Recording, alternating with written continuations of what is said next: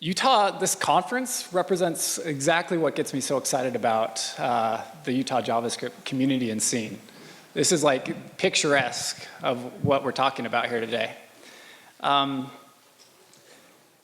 Start off, I got a couple disclaimers. When I first decided on the operative adjective of burgeoning, I thought it was pronounced burgoing, which sounded a lot more fun at first. Fortunately, someone far more intelligent than me heard me pronounce it beforehand, and he was kind enough to keep a straight face, and I've appropriately felt like an idiot since then. So there's my title disclaimer. The second thing is, shortly into preparing this presentation, I found that it was far too ambitious of my skill level to try to take on both the things that are happening in the startup community and how that ties to the JavaScript community. I decided to focus on the startup-y, and that's trademarked right there, the startup-y qualities and nature within the JavaScript community. I think that's part of what's made it fantastic. But just for some consolation glamour trivia, according to the startup scene in Utah, this is pretty cool. There's some fantastic things going on, and it's really a symbiotic relationship with the JavaScript community. Entrepreneur magazine named Salt Lake City the #1 hottest startup city in the nation. That's a big deal. We have from Forbes, listed in the top 10 is Provo as the most innovative tech hubs. And finally, Inc., this is a cool little stat, is of all, anywhere in the nation, Utah outranked, including Silicon Valley, by tens of millions of dollars, actually. Investment per deal, that's huge. And that comes right back to us as developers, because most of these are tech companies. And that's why we see a lot of talent pouring in. If you want to talk purely startups, I'd love to chat. Let's connect. You want to talk investment, you want to talk about what it's like to be involved in a startup, I'd love to talk with you. You're thinking about a venture, let's chat. Those are some of my favorite conversations right alongside JavaScript. All right, those are my disclaimers. This is my Facebook news feed every Monday. I'm sure a lot of you can relate to that. People hate their jobs. Now, I'm probably speaking to the choir here. We got a pretty, you wouldn't be here if you didn't love what you did. And I'm similar. I love Monday. I am stoked for Monday, seriously. Sunday night, I get giddy because what Monday represents for me is another opportunity to create. It allows me to escort my ideas from personal vision to reality. And there are few things that bring me more joy than that, than materializing what started out as thought. But it hasn't always been this way for me. As a teenager, Mondays represented everything that was evil in the world. As a construction worker, preparing for raising money for college, right? Monday represented a 5-day, please get me to Friday prayer. College was even better. It was these professors and these assignments that represented these absurdly arranged and arbitrary hoops that I needed to jump through in order to qualify for the grand prize of doing the same thing for a boss in a company. And I've been heavily involved in the startup scene here for the last couple years. And it's slowly transformed my perspective to and I think the key differences between now and growing up is, we're probably familiar with this, is life was acting upon me. I wasn't acting upon life. And I want to share, this is a nice little clip. It's kind of cliche to quote Steve Jobs, but we'll go ahead and do that today. Let's see if we can make this work. Library internet, here we go. We got fiber here? We're working on it, sounds good. Oh, I hope volume works too.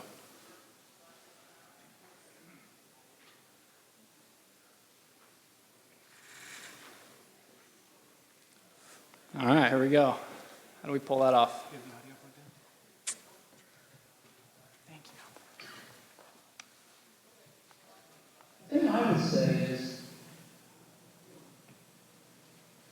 when you grow up, you tend to get told that the world is the way it is, and your life is just to live your life inside the world, try not to bash into the walls too much.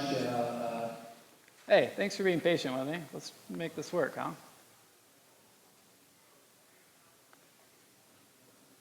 So the thing I would say is, when you grow up, you tend to get told that the world is the thing I would say is, and This is fun. when you grow up, you tend to get told that the world is the way it is, and your life is just to live your life inside the world, try not to bash into the walls too much, try to have a nice family life, have fun, save a little money. But life, that's a very limited life. Life can be much broader once you discover one simple fact, and that is everything around you that you call life was made up by people that were no smarter than you. And you can change it, you can influence it, you can build your own things that other people can use. And the minute that you understand that you can poke life and actually something will, you push in, something will pop out the other side, that you can change it, you can mold it. That's maybe the most important thing, is to shake off this erroneous notion that life is there and you're just going to live it, versus embrace it, change it, improve it, make your mark upon it. I think that's very important. And however you learn that, once you learn it, you'll want to change life and make it better, because it's kind of messed up in a lot of ways. Once you learn that, you'll never be the same again. This is huge. This is something that I see over and over and over again within this very community. This idea that we can operate on life. It doesn't need to operate on us. We also learned from this quote that Steve Jobs, he would not be into MUTABLE.js. He very much believes that life is not a mutable state, right? He believed that life is a mutable object ready to be changed at runtime. And that's where I want to take the time to coin this right here, because this is what we're gonna look at as we analyze the community. Is this concept that what you know as life was created by no one smarter than you, and that you can change it. And so here's my assertions today, is if you adopt a mutable mindset, you're going to learn more, and you're going to do it faster. You're going to have more joy and fulfillment. And I think this will just continue to increase the greatness of Utah JavaScript community. So here's the part where we're asking, show me the code. I don't have any live coding that I can do today. That's also fun, almost as fun as trying to play a video. But here's how we're going to show us the code. I want to highlight and showcase the people and the things that are coming out of Utah that I find phenomenal. As we go through, I want to have you look for these symptoms of having a mutable mindset. Optimistic problem solvers, unbound thinkers, right? They don't go with what the world has told them how it's supposed to work. This one's a huge one, a healthy disregard for qualification. Not caring that they have the skills to particularly pull something off. And then just an unquantified desire to add value. So the disclaimer here is, as I go through this, this is just a very small subset of what's taking place here. So I'm going to start with someone I've gotten to know recently and I greatly admire. It's my man, Tyler Man-bun McGinnis. Look at that thing. That's impressive. I think it's because he's in Europe. He thinks that's cool. But Tyler's story is in 2012, he was enrolled at BYU as an information systems major. And despite loving the idea of programming, he did not like programming as it was presented to him at school. Believing he would love programming if he got good at it, Tyler decided to reject the conventional wisdom and disappoint proud parents everywhere by leaving college to attend a coding boot camp in San Francisco called Hack Reactor. He went away from the pole of San Francisco and came back to Utah, got a job at Needle. And herein lies a pivotal moment in Tyler's existence. Despite feeling like a complete JavaScript noob at the time, he mustered the courage to present at a JavaScript meetup. According to the record, it was for 0 minutes on JavaScript fundamentals. Good work, Jameson. And it was in front of 12 people total. By the way, keep your RSVP, people. One of the people that was there was Colt Henry. He's one of the 3 founders of Dev Mountain. And they were on the lookout for teachers, someone to head up their curriculum, because they were transitioning from part-time to full-time.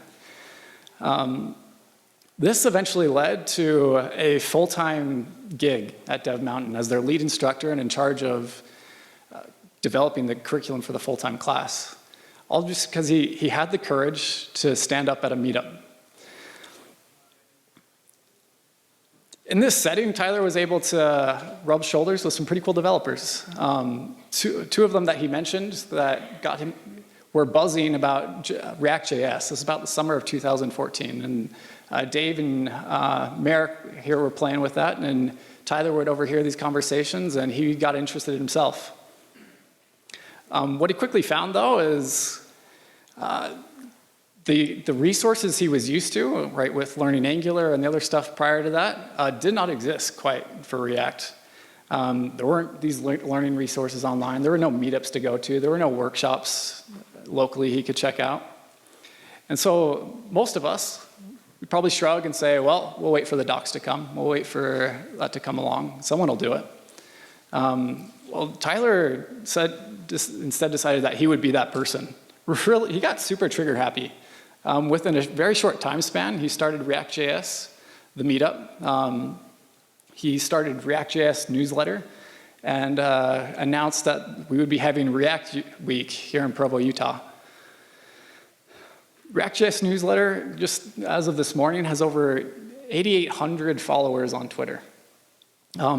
Since last month, since React Rally, he's garnered over 1,000 more followers. He's adding a lot of value in that way. And here's some just cool stats on React Week. It was in Provo, Utah, right? Consider the people globally using this, and people were flying in for $1,000 a ticket to Provo, Utah. It was kind of surreal for people that were there. You had people from Twitter, Clearlink, Alliance Health, PayPal, and over 15 different countries. Again, Provo, Utah. You can tell it blows my mind a little bit. We had a guy all the way from South Africa and decided to show up. And I just want to follow this flow right here. There might be people in the room that are a little bit shy, maybe haven't gotten their toes too wet and getting involved with the community. Just some other cool things that have happened in Tyler's life, all because he decided to speak at that meetup, is at Dev Mountain, he taught some students that paid to go there. Several months later, those students decided to start a company. They applied to Techstars. They got in, and they came to Tyler first to be their CTO. And now he's in Europe, went through a Techstars experience, again, stemming from this, just having the courage to go to a meetup. Also, starting the React.js meetup, he was able to come in contact with John Lindquist. He's the one who started egghead.io, and Tyler has the opportunity to be an egghead author from that. Anyways, I think that's a neat kind of representative story and isn't unique around here. Next person I want to talk about real quick is Kent. A lot of you know Kent pretty well. This man is relentless when it comes to tackling opportunities to add value. He is all over the place, right? He sees something, hey, I think that'd be valuable. I'm going to go do that. This is how I picture Kent and all those opportunities.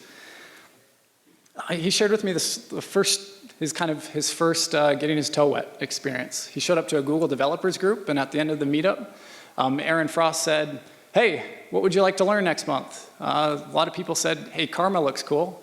And then the next question was, who would like to speak about it? Crickets.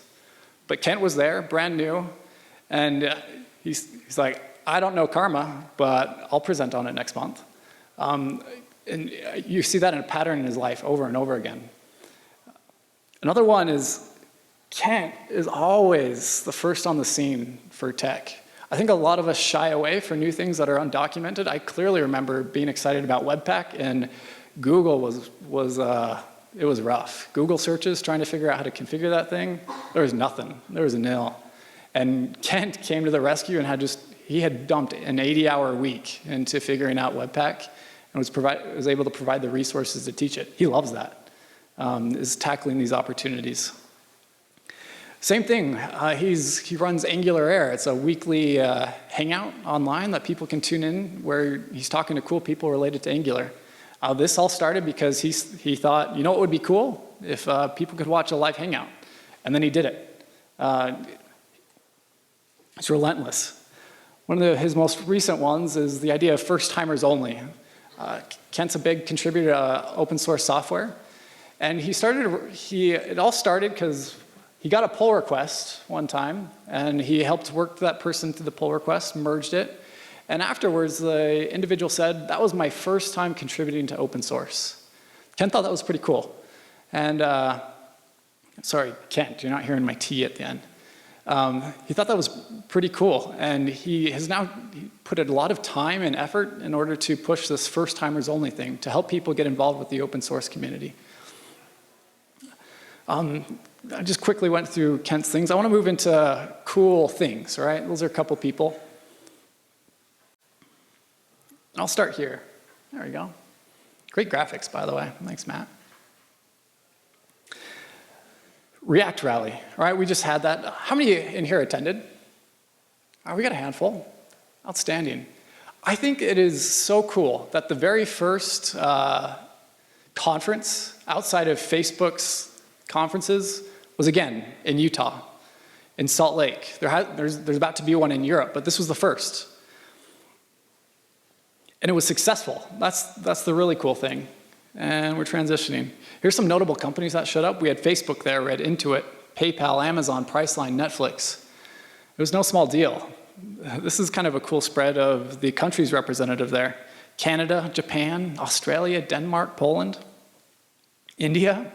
All just, again, wandering around Salt Lake City. It was fun to hear some of their comments of why there was nothing happening on Sunday. What's going on? I want to drink some beer. There's no bars open. Okay. Here's how it started. What date do we have here? 2014, July 2014. There was a nice, long, fun thread. You should check it out. And James Long here just suggested, when are we going to have a React conference? And we see Jameson Shrug Boy down here and Matt say, hey, that'd be cool. We'd like to help with that. And a lot of people, we like to say things as human beings. Rarely do we actually execute on those things. And it's kind of a cool story.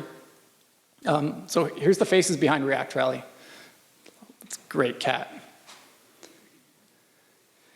So it started, they reached out to Christopher Shadow, and they said, hey, we'd be interested in that conference that we were talking about. We're serious. We'd like to do it. And Chris is like, all right, yeah. I mean, this is kind of getting hot. Let's do a conference.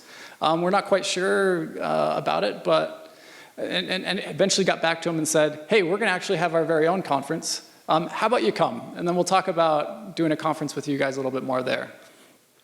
And talk about a mutable mindset right here. As this man rejects all social norms and says, I will do my own thing. Anyways, this is Matt showing up at React Rally. By the way, kind of cool, scoring tickets to a conference that was sold out just by having the gumption to reach out.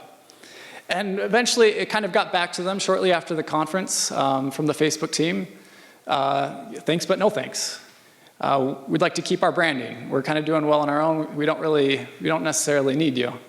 And this is where, again, your average human being kind of would give up. I mean, you've been pursuing this idea, and it's gone. And you lay down. And you quit. But so Matt and Jameson turned to each other. I think they wrote a letter to Shia LaBeouf, and he told them what they needed to do. And they did it.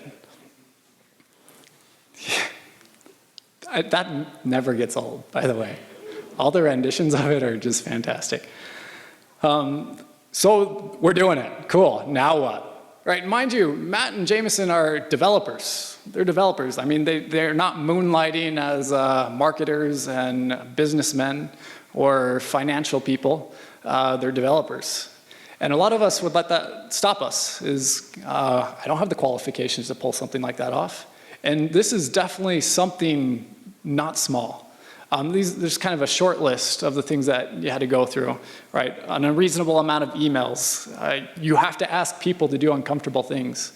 Trying to get speakers. I mean, all these people that might seem really unapproachable to a lot of us, they pinged and got them to show up. Hey, you want to fly from Australia to speak? Sure, cool. They pulled that off. And kind of a neat thing about this is a conference is a big deal. There's a lot that goes into it. But what they did is they took kind of their experience as developers and they applied progressive enhancement. What is the minimum viable product? What is the minimum viable thing that we can do? Think about a feature set your boss wants. Do you roll out every bell and whistle at first? Typically, right, you do what's going to make the user happy and then add on to it. That's kind of what happened with this conference. If we had speakers and a place to sit, we're doing well. Cool, we got a sponsor. We can get t-shirts, yay. Right all the way to food trucks, and they were able to do that. So just kind of key takeaways here is they're quite opportunistic. Hey, mention of a React conference, that sounds cool, let's do it. Pluck and persistence, we gotta know, let's do it anyways. Again, I wanna highlight that healthy disregard for qualifications. And another thing is you have built-in advantages as developers in kind of this startup scene. You just have raw skill sets that contribute to that. Now I started with React Rally because as cool as React Rally was, it's kind of is shadowed by just the behemoth that ngconf is. And ngconf very much has the same story, right? It started with these guys actually, with Aaron Frost and Kip just playing around with the idea of, right, they were getting into Angular fairly early on at Domo, transferring from a Backbone app to an Angular one. Like, that'd be cool if we had a conference. And just a series of, serendipity. It got the ball rolling. Got Joe, who's had experience running UtahJS conf the previous year involved. They brought in, Dave had a connection at Angular, and they brought in Merrick. It's kind of fun to hear the stories you should ask, as a fifth to break all the tiebreakers. And Merrick came in handy that way. Anyways, outstanding team. Really cool stories behind that. I'll skip that for now, just kind of for some, again, glamour trivia with Angular. The very first NG conference sold out in 5 minutes. We're talking $800 a ticket. They had mortgages on the line, right? What happens if people don't buy this? And fortunately, to their relief, 5 minutes later, after posting to it, sold out. They've gotten to the point where they've had to implement a lottery because there's just no way, right, depending on your internet connection, how far you're away from where the site's hosted, right, that you'll get a ticket. I think that's pretty cool. They have hundreds of thousands of views on YouTube of these videos that are posted from ngconf. It's kind of neat. Almost 10,000 people attended remotely. I'm sure it looked just like that. Right, so in addition to the stupid amount of people here, and I'll get to that on the next slide, they had people organizing parties to watch this conference that, again, was in Salt Lake City. Just to kind of get the physical local size, they've outgrown, what's that hotel?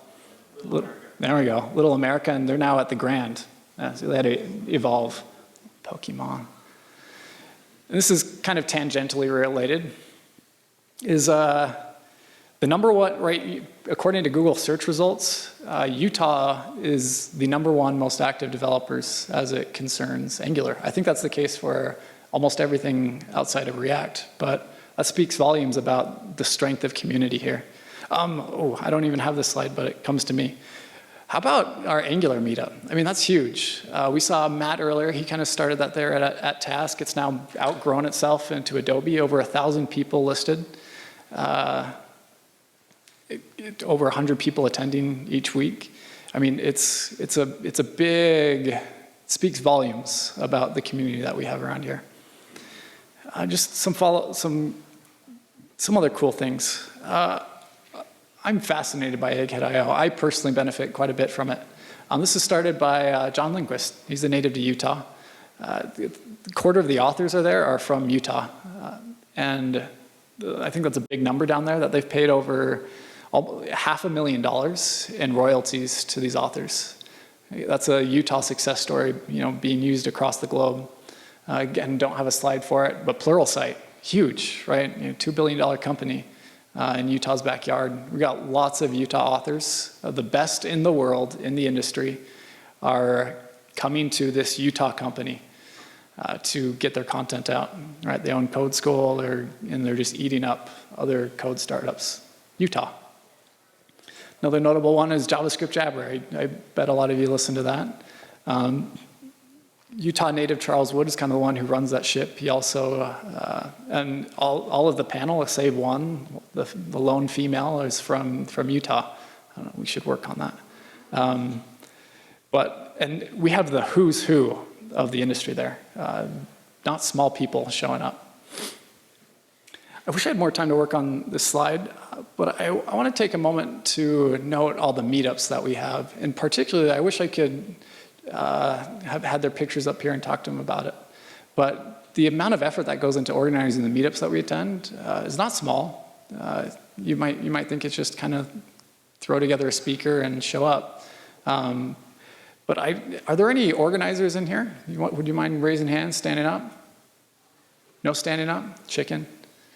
All right, that's good. We got one. Woo! Thank you. Thank them. Yeah, you find them, thank them for what they do. It's quite a bit. Just some final takeaways as we close here. My invitation, my desire, my goal with this entire presentation is for you to take this idea of a mutable mindset, the ability to operate on life, to change things, to add value into anything that you can think of, whether it's within your work, you become an entrepreneur there, what can be improved, what can be changed. It's an open source project you're doing or thinking about. How can you be innovative? How can you do things that you think would make things better?